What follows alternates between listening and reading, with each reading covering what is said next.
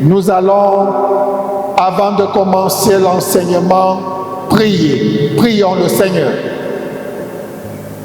Éternel notre Dieu et notre Père, nous te bénissons pour ce jour, ces moments dans la logique du temps de la passion, avec pour thème d'enseignement d'aujourd'hui, combattre le bon combat de la foi. Seigneur, qui sommes-nous, sinon des simples instruments en tes mains et disponibles et disposés à être utilisés par toi pour faire passer ta volonté. Nous te prions de nous purifier, chacun en ce qui nous concerne, de le nettoyer et de nous remplir du bon vin, ce bon vin qui sort de ta parole et qui certainement va étancher notre soif spirituelle. Au nom de Jésus-Christ, Amen. Le premier texte, Éphésiens 6, et ensuite la seconde personne va se préparer pour 1 Timothée 6, verset 12a, la troisième personne, 2 Timothée 4, verset 7, et la quatrième et dernière personne, Éphésiens 6, 11 à 18. Aujourd'hui, bien-aimés, nous allons continuer dans la mouvance qui va compléter le thème de vendredi et qui a pour thème le bon combat de la foi. Combattre le bon combat de la foi. Combattre le bon combat de la foi. C'est le thème d'aujourd'hui. L'enseignement de ce soir se situe dans un contexte précis. Nous sommes dans le temps de la quarantaine ou encore le temps de la passion. L'Église, la paroisse de Loncac et la région synodale du centre et sud 1 en général a choisi ce thème pour amener les chrétiens à prendre conscience du fait que ce combat doit être quotidien et permanent et que cet enseignement nous met face à nos responsabilités, notre devoir à accomplir en tant que chrétiens avant maintenant d'attendre la part de Dieu, parce que Dieu nous a donné une responsabilité. Nous devons l'accomplir, l'assumer en nous fortifiant dans la connaissance de sa parole et dans la manifestation des fruits de l'esprit. Si nous ne le faisons pas en utilisant les armes spirituelles, nous serions des chrétiens défaitistes, comme les anglophones appellent les losers. À chaque instant, on sera toujours en train de pleurnicher parce qu'on ne combat pas le bon combat de la foi. Mais si nous combattons le bon combat de la foi, en marchant selon les normes, en marchant tel que Christ nous a enseigné et en mettant le Christ au devant, en nous fortifiant dans ses enseignements, dans les méditations personnelles, dans la prière familiale, communautaire et même dans l'édification à travers les tables rondes, les thèmes d'exposés, la rencontre des bergers pour les accompagnements sur certains sujets délicats ou sur certaines difficultés, nous serions toujours attaqués très facilement, nous serions comme la proie. Et à ce moment-là, nous ne donnerons pas ainsi l'occasion à Dieu de faire de nous des chrétiens vainqueurs. Nous serions en quelque sorte comme des chrétiens qui en réalité sont chrétiens, mais marchent tout simplement la tête courbée comme un jonc parce qu'ils penseront que le Christ n'est qu'un Dieu, c'est-à-dire que du ciel et non un Dieu des cieux et de la terre, n'est pas un Dieu pratique, n'est pas un Dieu, c'est-à-dire qui agit visiblement, mais comme un Dieu qui se limite uniquement que dans les paroles, qui se trouve dans la parole de Dieu. Donc Dieu attend de nous que nous fassions notre part dans le combat spirituel pour qu'il fasse sa part et que nous soyons des chrétiens victorieux et qu'en fin de compte, qu'on ait la vie éternelle et qu'on ait la couronne de la vie. Merci beaucoup. Je n'ai que 2 questions ici.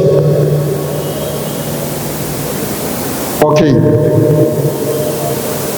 Comment combattre lorsqu'on constate qu'on est attaqué spirituellement? Quelles sont les armes spirituelles qu'il faut utiliser? Bon. Si je commence par la deuxième question au sujet des armes spirituelles, nous venons ainsi de citer ces différentes armes spirituelles. Je ne sais pas si derrière cette question était cachée une autre pensée. Les armes spirituelles d'Éphésiens 6, 11 à 18. Nous avons cité, non? Ou qu'on cite encore? Encore? On a cité la vérité, non? On a cité la justice, le casque du salut, le bouclier de la foi. Pardon? L'épée de l'esprit, la parole de Dieu, la vérité. On a cité tout ça. Voilà, le zèle que procure l'évangile de salut. Car celui qui est sauvé a un zèle pour l'évangile, un zèle, et il a envie que les autres puissent partager avec lui. Il ne garde pas ça seul pour lui. Ok, je ne sais pas si j'ai répondu à la question de notre frère au sujet des armes spirituelles. Comment combattre lorsqu'on constate qu'on est attaqué spirituellement? Il y a une première dimension. On va dire il y a 3 dimensions. La première dimension, c'est déjà ce qui relève de notre niveau. C'est-à-dire que ce que nous avons à faire. Au nom de Jésus-Christ, tout genou fléché, c'est notre responsabilité. Tu te trouves attaqué, que ce soit physiquement ou spirituellement, appelle le nom de... Ne dis pas seulement Jésus, dis Jésus-Christ, parce que même là-bas dehors, il y a des gens qui s'appellent Jésus. Il y en a. Dis Jésus, voilà, pour que ça fasse la différence. C'est la première dimension. La seconde dimension, c'est quoi? C'est lorsque tu es attaqué et que ça va un peu au-delà de tes capacités, c'est-à-dire au-delà de tes connaissances chrétiennes. Cours vite, viens voir les serviteurs de Dieu. Ils sont là pour ça. Cours vite, lorsque tu sens que ta part est limitée là, cours vite, viens les voir. Et la troisième dimension, c'est quoi? Lorsque tu es attaqué et Dieu constate que c'est au-dessus des limites qu'il a fixées et que Satan veut exagérer, à ce moment, Dieu envoie lui-même ses anges intervenir. C'est dans ce sens qu'il est écrit, il n'y a aucune tentation qui ne vous soit jamais parvenue, qui ne soit d'origine humaine. Et lorsque ça dépasse le cadre humain, Dieu intervient. Il envoie ses anges te défendre. Ok, c'était 2 questions. Ok, apparemment c'est bon. Et bon, s'il y a encore des questions, que ça arrive. Parce que c'est la dernière série, s'il vous plaît. C'est pour gagner en temps. J'ai aimé parce que quand il ne reste pas à la chair, ça ne donne pas la lutte d'un culte. Ça montre vraiment que c'est un partage. Et c'était vraiment bien. Le peuple de Dieu était, je peux me dire là, ils étaient proches et c'était convivial, ce que je voulais dire. Vraiment très convivial. Quand il marche entre les rangs ou quand il est proche des fidèles, c'est une bonne chose. Parce que quand on est à distance, là, il manque cette convivialité entre l'officiant du jour et les fidèles qui sont là. On a dit que c'est plutôt l'esprit qui peut les animer et qui soit contraire à la volonté de Dieu. Bien-aimés, si telles sont donc les cibles, bien-aimés, nous devons savoir que dans notre monde, plusieurs ont déjà eu à vivre des expériences métaphysiques, surnaturelles, des expériences d'un autre genre. Par exemple, se réveiller en sursaut parce qu'on est en train de te poursuivre. Ou alors, pendant que tu dors, tu vois un chien qui t'a mordu dans le rêve, tu te lèves le matin, tu vois effectivement la morsure du chien sur toi. Et pourtant, tu étais en train de dormir. Lutter contre les esprits méchants dans les lieux célestes qui se cachent derrière les personnes pour pouvoir nous porter des préjudices. Donc voilà un peu de manière, grosso modo, ce que nous avons appris ce soir. Ce combat. Le chrétien qui ne participe pas régulièrement aux enseignements et qui ne se limite qu'au culte de dimanche sera limité face à ce genre de tentation au quotidien. Donc il a été question pour le pasteur de rappeler la nécessité de participer aux enseignements, à la prière, pour ne pas rester, pour ne pas rester le chrétien de la masse. Parce que rester chrétien de la masse, nous avons une lourde conséquence en cas de tentation. Et il a aussi exhorté les uns les autres sur la manière de se comporter à la maison, par exemple, à savoir la négligence de nos matériels, de nos vêtements, que certains oublient parfois à la maison, dehors, et passent dans, les vêtements qui peuvent passer nuit dehors, peuvent porter les gemmes d'empoisonnement. Et ceci peut être dangereux pour le chrétien qui ne prend pas les exemples, qui n'a pas une bonne discipline de vie, voulais-je dire. Donc voilà un peu de manière globale. Déjà, j'ai aimé l'enseignement parce que le pasteur a vraiment vu tous les contours du combat spirituel et il a aussi aidé le peuple de Dieu à comprendre que le combat spirituel existe et il faut combattre par rapport à la chair même, et il y a aussi les dominations et les principautés. Donc nous devons être outillés, armés, afin de faire ce qui est à notre niveau et laisser Dieu faire sa part. Et ne pas oublier que lorsque nous sommes au nom de Jésus, l'ennemi entend et fuit. Et que tout autre nom fléchit le genou devant le nom de Jésus-Christ. À la mention du nom de Jésus, tout genou fléchisse. Et alors donc, prononçons tout le nom de Jésus, même dans un rêve, même quand quelque chose arrive, appelons Jésus au secours afin qu'il combatte pour nous, parce qu'il est toujours prêt à faire pour lui. Il est fidèle. Bien-aimés, l'enseignement de cette soirée se veut interactif, parce que nous ne voulons pas nous situer dans le contexte scolaire ou académique ou des amphithéâtres.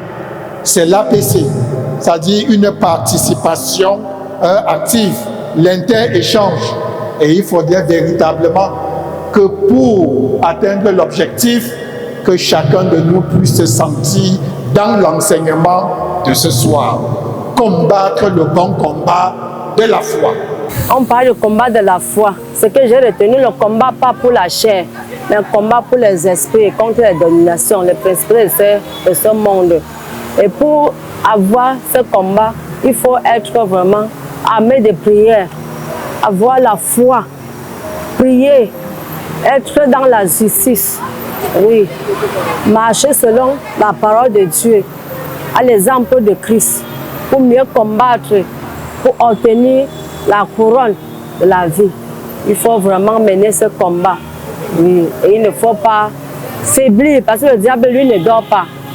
C'est nous qui dormons, le diable ne dort pas. Mais l'enseignement de ce soir nous dit de ne pas dormir, de prier à tout moment, attendre à contre-temps, pour mieux mener ce combat.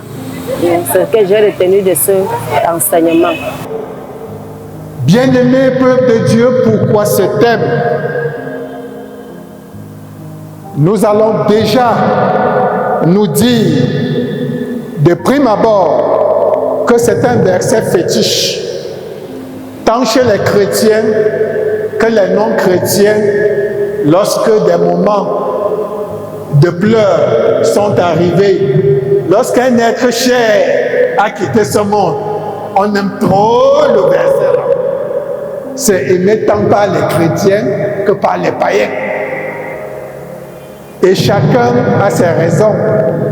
Les raisons pouvant justifier pourquoi est-ce que ce verset a été choisi ou pas. Mais toujours est-il que nous ne sommes pas Dieu pour apporter un jugement de valeur. Nous ne sommes que des hommes, mais notre responsabilité en tant que serviteur de Dieu, c'est de pouvoir apporter de la lumière à ces versets.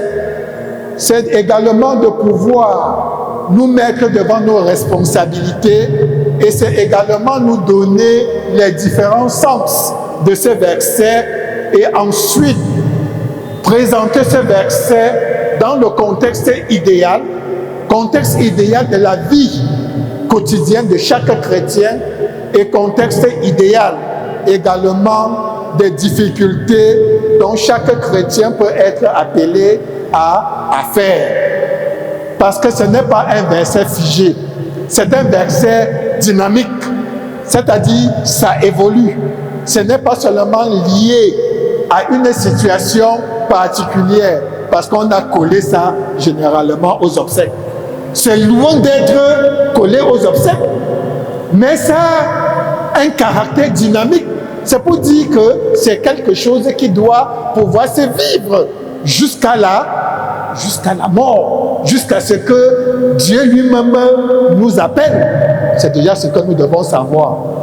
On appelle ça généralement la justification du contexte.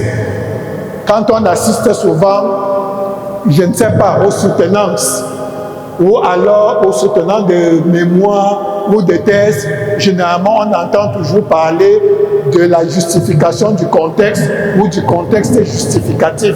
Donc c'est la raison pour laquelle ce thème a été choisi, pour apporter de la lumière, puisque nous nous situons dans le grand temps de la passion.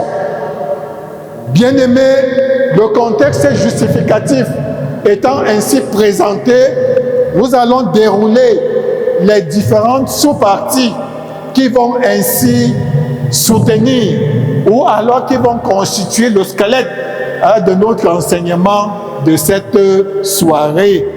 Nous avons en grand 1 la définition des termes clés qu'on appelle donc l'étymologie des différents termes qu'on va définir pour qu'ensemble nous puissions progresser en voyant là où nous sommes en train de partir et pour pouvoir aller là où on veut chuter. C'est très important. Grand 1, définition des termes clés. En grand 2, bien-aimés, nous allons présenter ce qu'on appelle l'événement ayant conduit l'apôtre Paul à pouvoir citer ces versets, donner ces versets. Quelque chose a poussé Paul à pouvoir écrire ces versets. Troisièmement, nous allons donner un sens, c'est-à-dire la signification réelle à ces versets. En 4e point, nous allons voir quelle est la cible réelle de ces versets. C'est-à-dire que ces versets-là, en réalité, c'est-à-dire ça cible quoi? Ou alors ça cible qui? 5e point, nous allons voir comment mener ce bon combat de la foi, comment combattre. Parce qu'on ne combat pas toujours selon la volonté de Dieu. Parfois, on combat selon la chair. Il est important d'apporter de la lumière ce soir sur le sens à donner au combat. Comment combattre? Nous allons voir notre part et ensuite nous allons voir la part de Dieu. Parce qu'il y a toujours la part de l'homme et il y a la part de Dieu. Et les deux vont ensemble. Ensuite, au 6e point, nous allons voir, bien-aimés, peuple de Dieu, la nature donc de ce combat. Et au 7e point, nous allons ainsi voir quelles sont les différentes armes spirituelles que le chrétien est appelé à utiliser, parce que parfois nous confondons les armes. Et en fin de compte, nous allons aborder le sens du combat spirituel comme un combat remporté déjà par Jésus-Christ pour nous. Et donc nous avons la responsabilité juste que d'entrer dans ce combat qui a été déjà remporté par Jésus-Christ pour nous. Et ensuite suivra la conclusion. Voici ainsi l'ossature, le squelette, le plan de notre travail pour ce thème d'enseignement à nous donner. La définition des termes. Bien-aimés, dans l'expression « combat le bon combat de la foi », selon vous, quels sont les principaux mots-clés?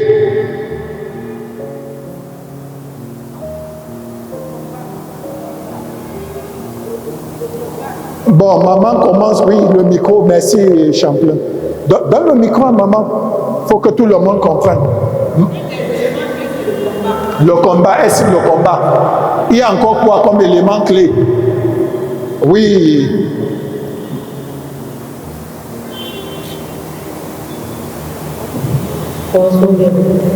Allez-y directement. La foi. Là, c'était le combat.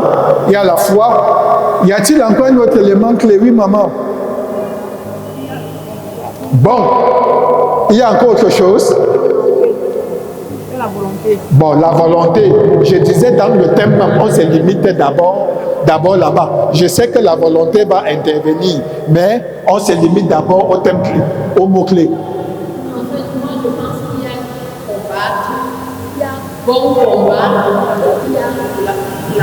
ok, c'est le résumé de tout ce que nos mamans viennent de dire. Tout le monde a trouvé et vous méritez tous mes applaudissements à moi, pas vous. Mais c'est moi qui applaudis pour vous.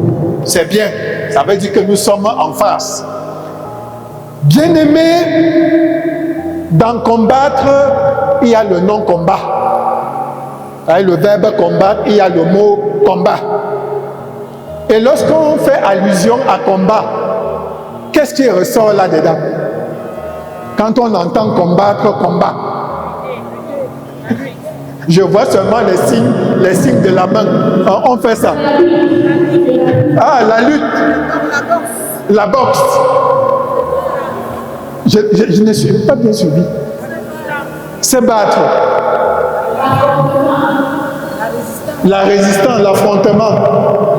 Les coups de poing. Ok.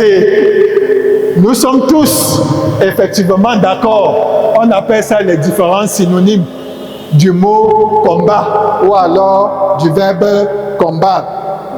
Combattre, en réalité, est une action par laquelle l'on attaque et ou alors l'on se défend. On attaque ou alors on se défend. Quand on entend parler de combat, il y a l'attaque. Soit tu n'attaques pas, soit on t'attaque.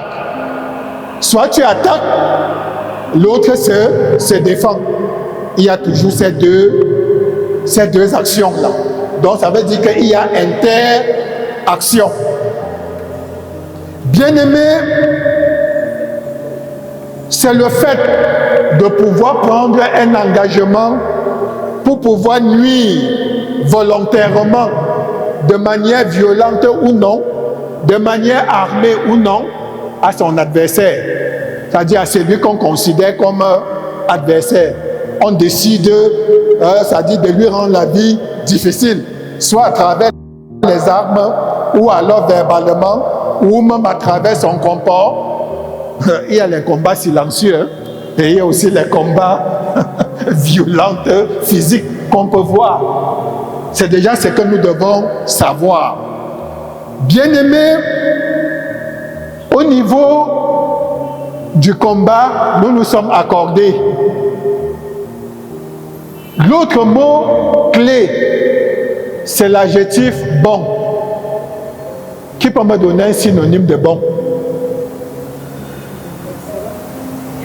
Maman dit excellent, quoi encore? Agréable. Ah, on a déjà dit pour toi. Pardon? Utile. Utile. Qui d'autre? Agréable, oui, on a dit. Ce que nous devons savoir ici, c'est que bon a pour... Bon, elle dit parfait. Bon a pour contraire quoi? Mauvais, non? Oui, je voudrais utiliser le contraire de bon pour ainsi attirer notre Attention, si le contraire de bon, c'est mauvais, ça veut dire qu'on peut combattre le mauvais. On peut combattre le mauvais combat de la foi et penser qu'on est en train de combattre le bon combat de la foi. Pour nous chrétiens, c'est le bon. C'est-à-dire ce qui plaît à Dieu. Oui. Ce qui est conforme à la volonté de bon ici, c'est ce qui plaît à Dieu, ce qui est agréable à Dieu, ce qui est conforme à la volonté de Dieu. La troisième expression clé, c'est la foi. C'est quoi la foi?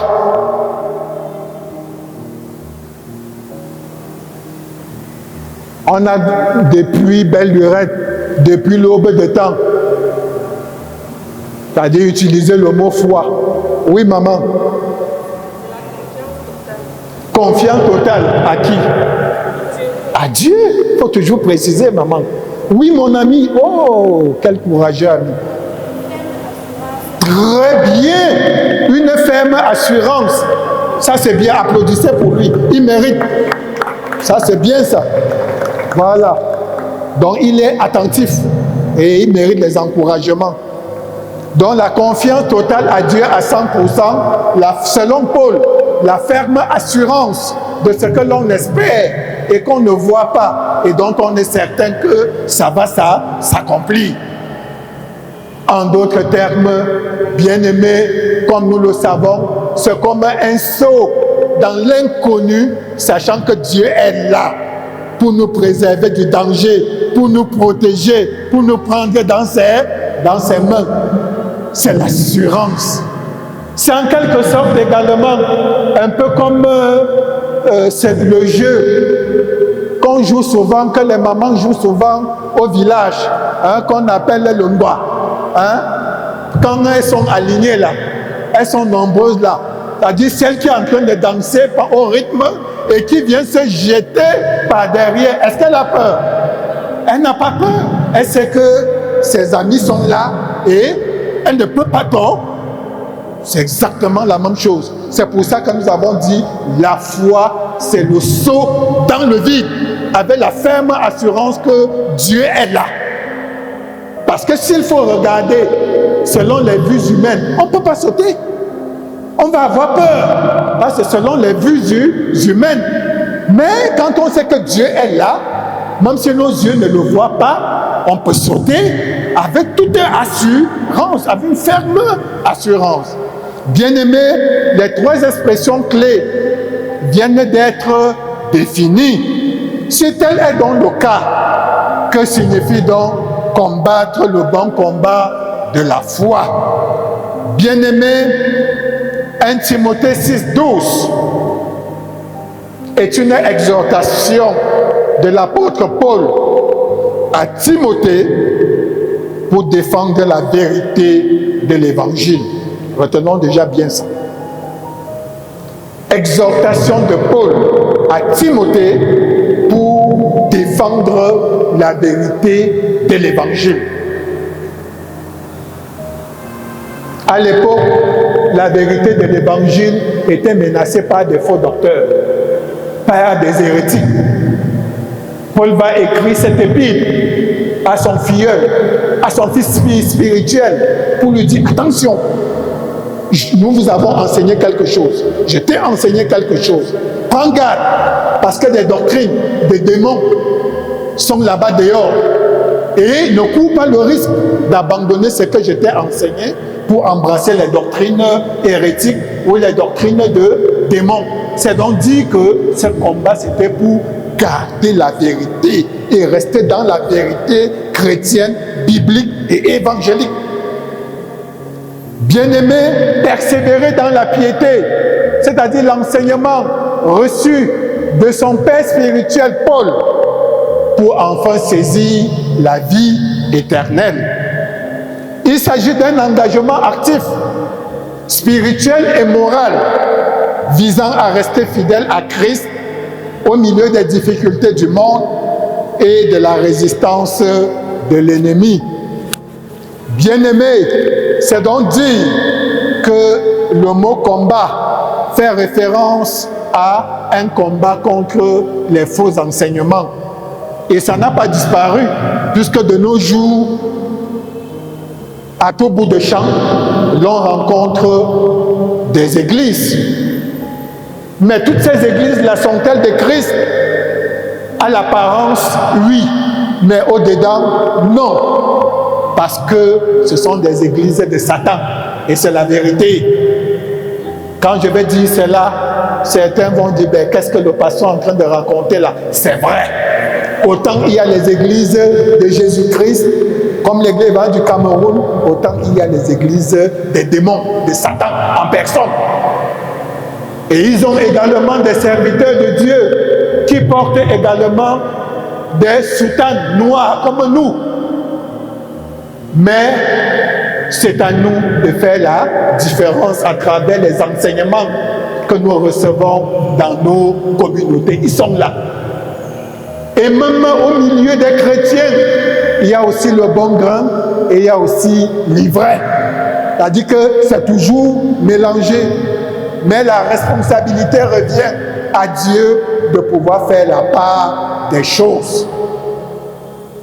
C'est pour cela que le maître, dans la parabole, a eu à dire aux serviteurs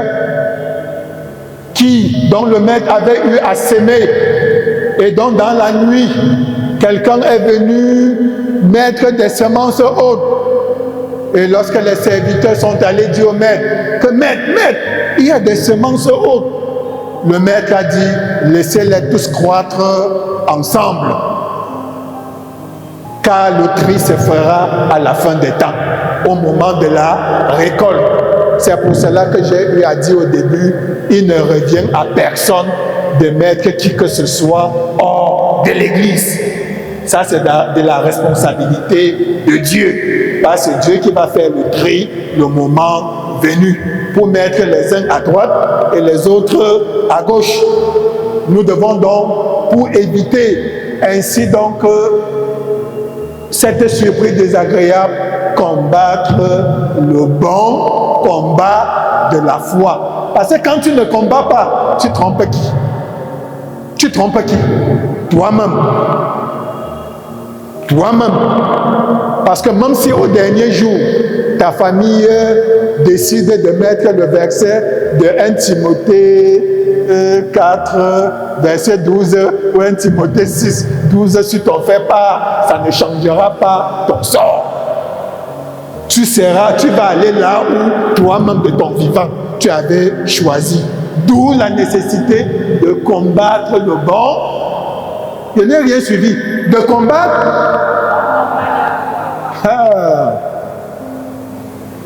Il y a un adage qui dit que c'est vrai que c'est un peu déformé, que chacun pour soi. Que Dieu pour tous. Chacun pour soi, non? Si tu veux, rester tranquille. Compte sur la seconde moitié, que Dieu pour tous. Mais tu ne fais rien. Et tu auras ton résultat. Tu auras ton résultat. C'est donc dire que, bien-aimé, cette responsabilité appartient à chaque chrétien. Chaque chrétien est appelé à combattre le bon combat de la foi, à saisir la vie éternelle et à marcher non comme il veut, mais selon la volonté de Dieu. Bien-aimés, si nous embrayons avec le sens de la signification de ce verset de 1 Timothée 6, 12, nous allons dire, bien-aimés, que l'expression utilise un vocabulaire athlétique et militaire, parce que généralement, c'est chez les militaires qu'on entend parler de combat. C'est dans les sports olympiques également que des sports peuvent revêtir également les contextes de combat. un peu comme nous avons cité la boxe, la lutte, etc., etc.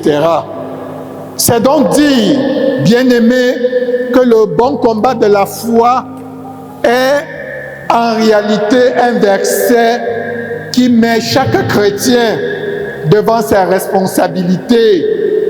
C'est une lutte spirituelle chrétienne.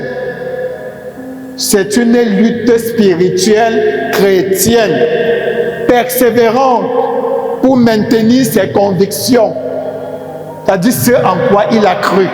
C'est-à-dire que chaque chrétien, chaque jour, va dans ce sens en luttant pour garder, c'est-à-dire que ses propres convictions, c'est-à-dire ce en quoi il a mis sa confiance, à savoir notre confiance en Christ. C'est pour cela qu'il y aura les prières matinales, c'est pour cela qu'il y aura les cultes, c'est pour cela qu'il y aura les enseignements, c'est pour cela qu'en famille, il y aura les méditations individuelles, des méditations familiales, des méditations communautaires, des cellules de prière, c'est dans ce sens. Et c'est pour cela qu'il y aura également des moments d'écoute avec les bergers, c'est pour cela qu'il y aura aussi des prières de délivrance pour ceux qui sont... Ça va dans le sens de pouvoir ainsi garder ainsi cette flamme du bon combat de la foi. Ça entretient cela pendant qu'on est encore en vie sur la terre. C'est ce processus-là qui nous mène chaque jour à pouvoir entretenir notre foi selon la parole de Dieu. Parce qu'une maison qu'on n'entretient pas, même si on vient de construire, même si elle est jolie, même si elle est meublée, agréable à voir, tant qu'on ne va pas l'entretenir, même si personne n'est dedans, ça va tomber en ruine au fil du temps. Le chrétien est appelé également à entretenir sa foi. Autrement dit, ça va s'éteindre. D'où l'interpellation aux chrétiens de dimanche, à ne plus être seulement les chrétiens de dimanche, ou alors à ne plus être seulement les chrétiens de Sainte Seine. Il faut entretenir sa foi. Une chose est vraie, bien-aimé peuple de Dieu, c'est une vérité. Nous avons des chrétiens bien nourris, des chrétiens moyennement nourris, des chrétiens mal nourris et des chrétiens atteints du kwashiorkor et du béri, voire même du rachitisme. Il y en a. N'en voulez pas au pasteur, c'est la vérité. Et toutes ces différentes catégories, on les trouve dans la maison de Dieu. C'est la raison pour laquelle combattre le bon combat de la foi, c'est ce à quoi Jésus-Christ nous appelle. Pour ne pas être des chrétiens atteints du rachitisme ou du béri-béri, ou alors des chrétiens ayant une morphologie semblable aux habitants d'Éthiopie, ou alors être des chrétiens ayant une corpulence qui en réalité ne cadre pas avec ce dont ça devrait cadrer avec. Nous sommes appelés à être des chrétiens bien nourris et nous avons toutes les ressources pour être bien nourris. Et la balle est dans le camp de chacun de nous. C'est pour cela qu'il faut combattre le bon combat de la foi. Il faut poursuivre. Car la marche chrétienne, comme dit l'apôtre Paul, s'apparente à une course dont Dieu a donné le coup d'envoi, dont Dieu a donné le signal. Et à partir du starting block, chacun se met à courir. C'est vrai que chacun a son rythme, mais bien aimé, nous devons courir selon les normes établies par Dieu pour pouvoir atteindre le but et ensuite remporter le prix, la couronne des vies.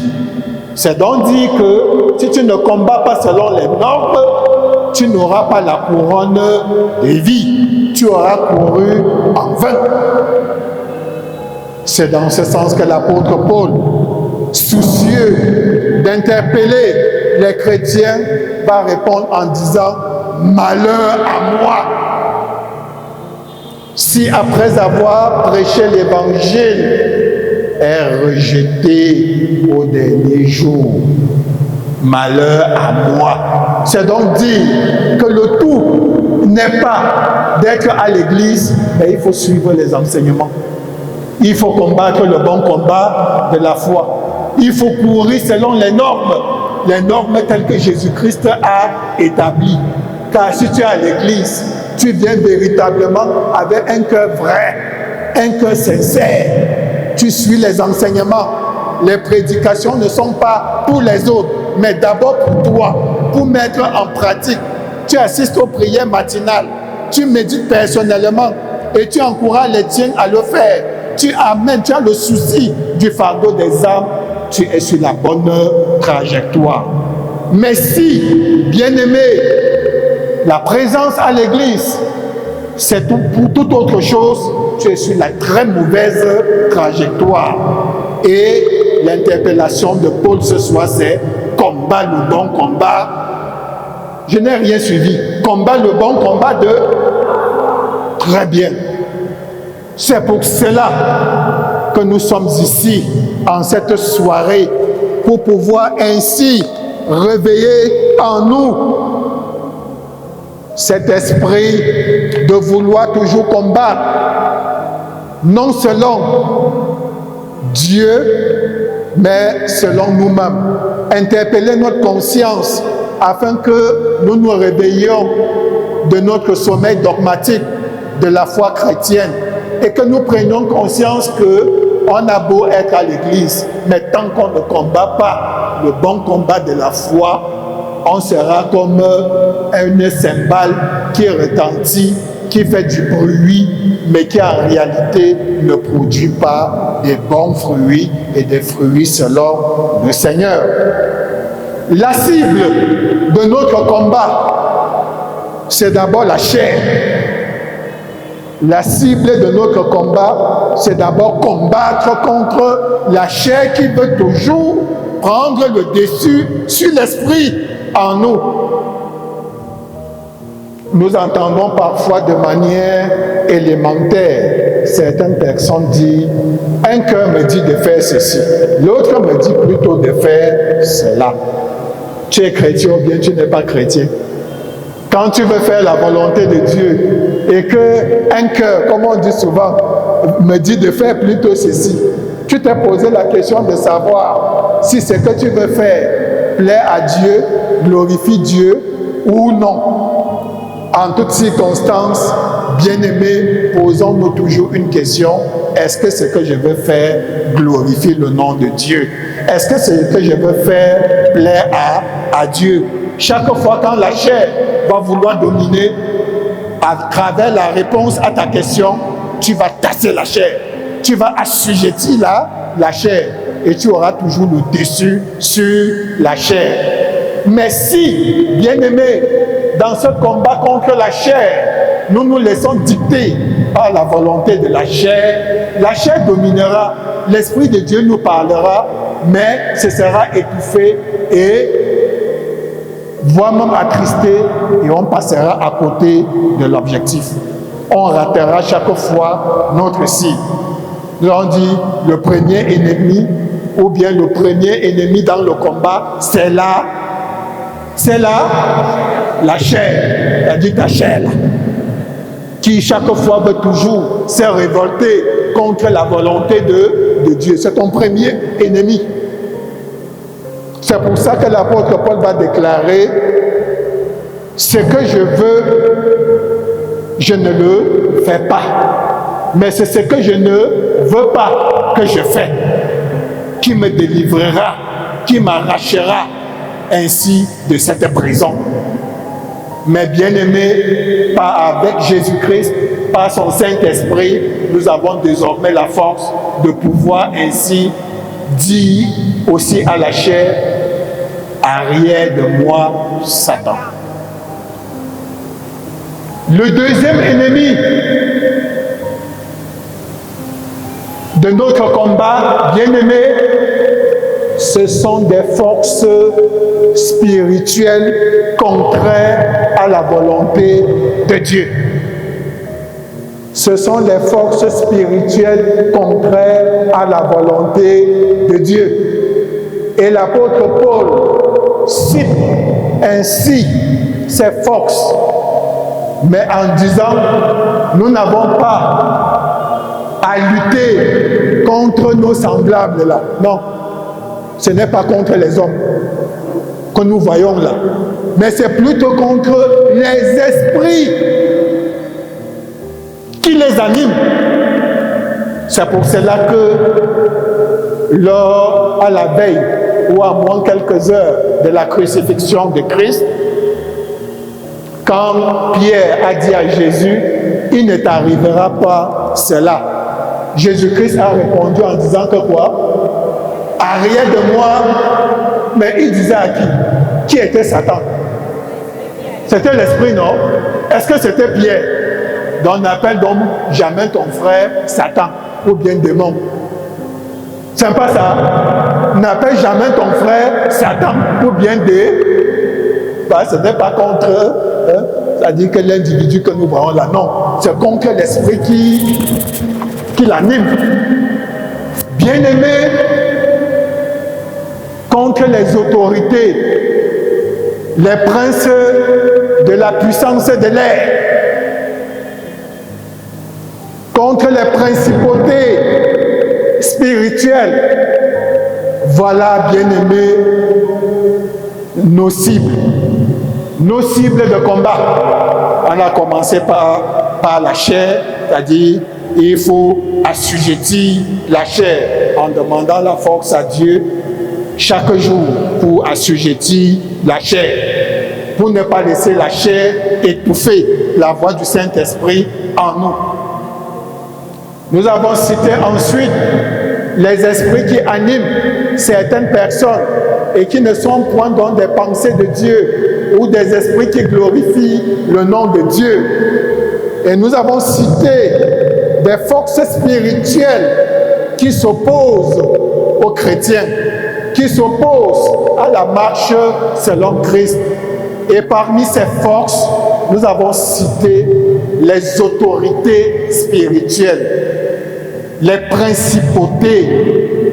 Nous avons cité également donc des forces surnaturelles qui ont la responsabilité venant du monde des ténèbres de nous empêcher de faire la volonté de Dieu. Voilà nos différentes cibles, bien-aimés, peuple de Dieu. Ne confondons jamais de cible en voyant notre prochain comme la cible. Non.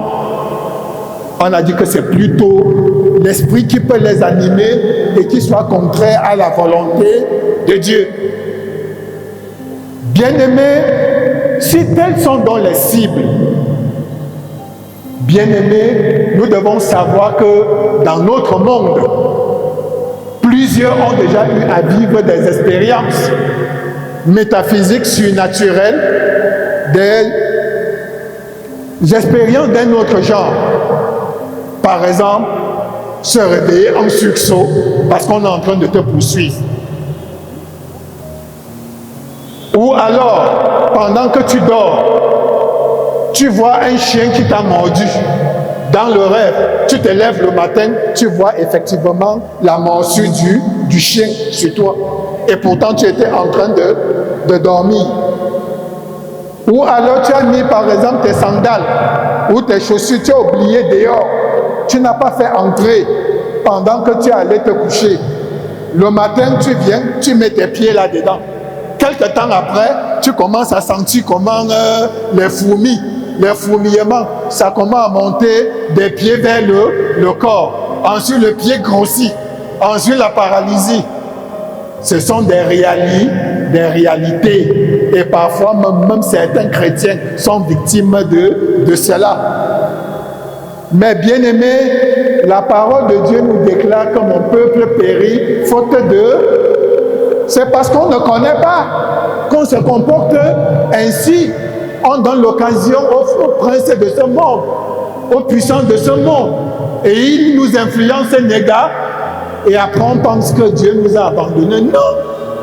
Tout à l'heure, nous avons dit que dans le combat spirituel, il y a notre responsabilité, notre part. Et il y a la part de Dieu. Dieu ne viendra jamais faire ce qui nous incombe.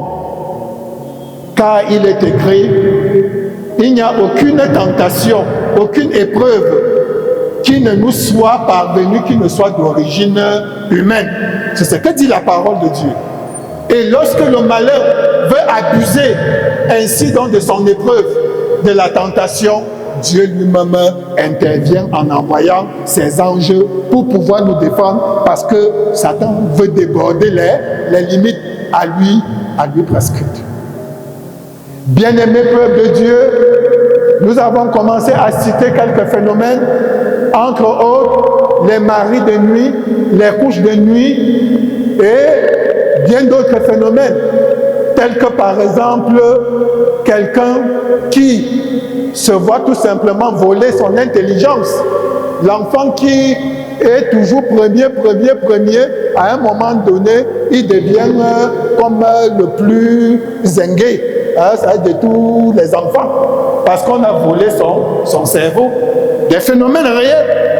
Mais bien aimés, nous devons rester dans le sillage de combattre le bon combat de la foi. Car si nous combattons réellement le bon combat de la foi, bien aimés, nous serions assez aguerris et armés pour affronter ainsi ses forces, pour pouvoir dire non, arrière de moi, Satan. Mais si nous sommes ignorants, si nous chancelons dans la marche du combat spirituel, bien aimés, nous serions toujours ce que nos frères anglophones appellent les losers, c'est-à-dire les éternels perdants, juste parce qu'on est ignorant. C'est-à-dire, on ne connaît pas quelle est la volonté de Dieu, quelle est notre responsabilité et quelle est la part de Dieu. Bien-aimés, prenons donc conscience, réveillons-nous, parce que dans le combat spirituel, il n'y a pas que Dieu. Certes, il y a la part de Dieu, mais il y a aussi notre part. Tout comme, bien-aimés, nous avons les enfants à la maison. Notre responsabilité, c'est de pouvoir leur apporter tout ce qu'il faut pour pouvoir réussir. Et quand nous leur apportons tout ce qu'il faut pour pouvoir réussir, payer la pension ou l'écolage, le livre, peut-être payer les billets d'avion pour qu'ils aillent étudier. Mais si nous faisons tout ça et que l'enfant ne fait pas sa part, à qui la faute? À qui la faute? L'enfant va accuser le parent que le parent n'a rien fait. Je nous écoute. Est-ce que l'enfant va accuser le parent? Le parent aura accompli son devoir. De la même manière, Dieu, chaque jour, nous montre la voie. Il accomplit son devoir. Et la grande responsabilité nous incombe d'obéir, de suivre ainsi le chemin que nous montre le Seigneur à travers des études bibliques, des enseignements, des prédications, des enseignements, des entretiens avec des pasteurs, l'accompagnement pastoral, des prières pour les malades, des prières pour les délivrés. Ce sont toutes ces armes, toutes ces voies-là que Dieu nous ouvre. C'est la raison pour laquelle sortons de l'ancienne routine qui ne glorifie pas Dieu. Suivons le chemin du bon combat de la foi. C'est notre responsabilité. Et ces jours-là, chacun de nous récoltera ce qu'il aura semé. Bien-aimé peuple de Dieu, si nous avons notre part, nous avons dit Dieu a également sa part. Il nous montre certes le chemin, mais lorsque nous prenons nos responsabilités et nous agissons, bien-aimés, il nous encourage. Il nous encourage en nous exaucant. Et même dans le combat spirituel, est-ce qu'il n'est pas écrit qu'au nom de Jésus, tout genou fléchit? Il est écrit ou bien il n'est pas écrit? Mais et pourquoi nous n'utilisons pas ce nom lorsque nous sommes confrontés au danger? Pourquoi nous n'utilisons pas? Au nom de Jésus, que tout genou fléche. Mais tu es en train de faire des cauchemars, mais appelle le nom de Jésus. Sincèrement, puisqu'il a promis qu'au nom de Jésus, tout genou fléche, même Satan en personne. Invoque-moi au jour de la détresse et je te répondrai. Ce n'est pas la parole de Dieu. Dieu est-il un homme pour mentir? Un fils de l'homme pour se repentir? Bien-aimés, mettons en pratique la parole de Dieu et ne doutons plus. Car la parole de Dieu est la vérité. Elle est la vérité. Sortons donc de cette foi-là théorique pour une foi active, pour une foi pratique. Mettons ça en pratique. Regardons la tentation de Jésus au désert, sachant que Jésus n'était pas seulement Dieu à 100%, il était aussi homme à 100%. Mais au désert, dans sa dimension humaine, n'a-t-il pas utilisé la parole de Dieu? N'a-t-il pas cité la parole de Dieu pour repousser le tentateur? De la même manière, si vous ne méditez pas la parole de Dieu jour et nuit individuellement ou en venant à la prière matinale, si nous ne lisons et ne méditons pas, comment saurons-nous quelle est la volonté de Dieu? Comment allons-nous savoir? Et comment allons-nous être enseignés? Comment allons-nous être enrichis en connaissance? Comment allons-nous être éclairés? Et si nous ne sommes pas éclairés, comment face à des situations allons-nous réagir? Bien-aimés, sortons de l'ancienne routine qui consistait donc à pouvoir se contenter du fait de venir à l'église. Un point c'est tout? Non. Que notre venue à l'église porte du fruit. Et nous savons comment elle doit porter du fruit. Nous avons cité les différentes rubriques des choses qui sont faites pour édifier l'enfant de Dieu, pour édifier le chrétien. Bien-aimés, c'est parce que nous ne nous laissons pas enseigner par les serviteurs de Dieu, c'est parce que nous fermons parfois nos oreilles aux enseignements des serviteurs de Dieu, à la main tendue de Dieu, que nous rencontrons certaines situations qui ne devraient point nous arriver. Si jamais tu es confronté peut-être à certaines situations et donc tu sens peut-être que tu es incapable, mais les bergers sont là, venez, ils sont là pour ça. Mais pourquoi ne venez-vous pas? Pourquoi prenez-vous plutôt une autre tangente pour aller chez X, pour aller chez Y, pour trouver de la solution alors que vos bergers sont là?